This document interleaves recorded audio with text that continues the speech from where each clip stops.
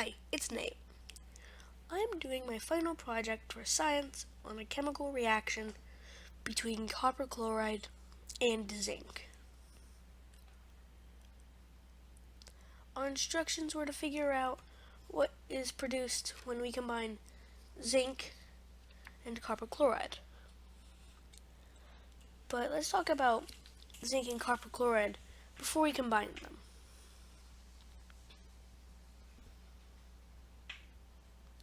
Before the zinc was added to the copper chloride, but the copper chloride had been added to the water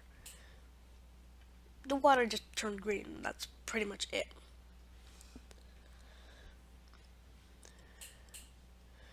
But we needed to make a weak solution of copper chloride.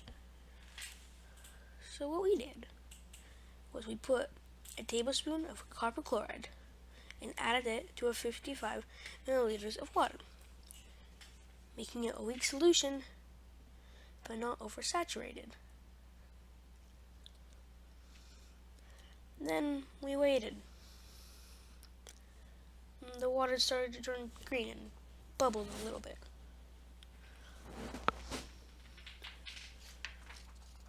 Then we put the zinc into the test tube and waited again. We realized that the zinc was starting to turn black and the water was turning a slightly lighter green. We also realized the test tube was getting warm at the bottom. It also started bubbling and change of color and the warmth radiating off of it. That's how I knew a chemical reaction was taking place.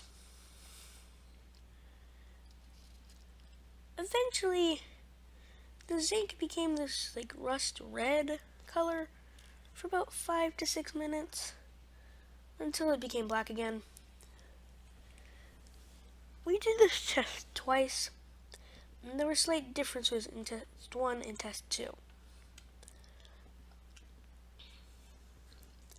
In test 2, there's more bubbles, and it was much darker at the bottom than in the first.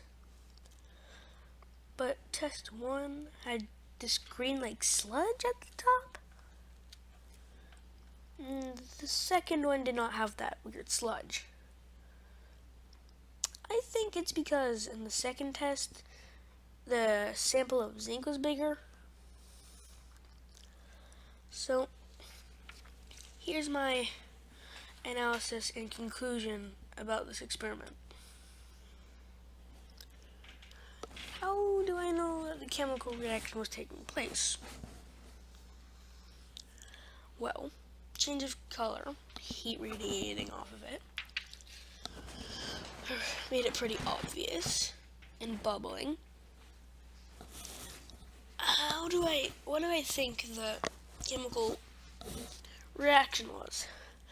I think it's a single displacement reaction because zinc took the place of copper because copper has a lower activity than zinc.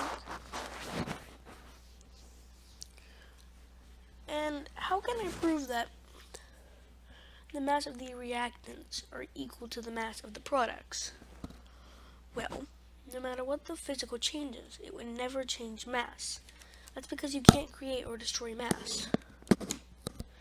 Thus, the law of conservation of mass. And what do I think the product was this? I think the product of this was zinc chloride because the reaction, single displacement. So, hopefully that was helpful.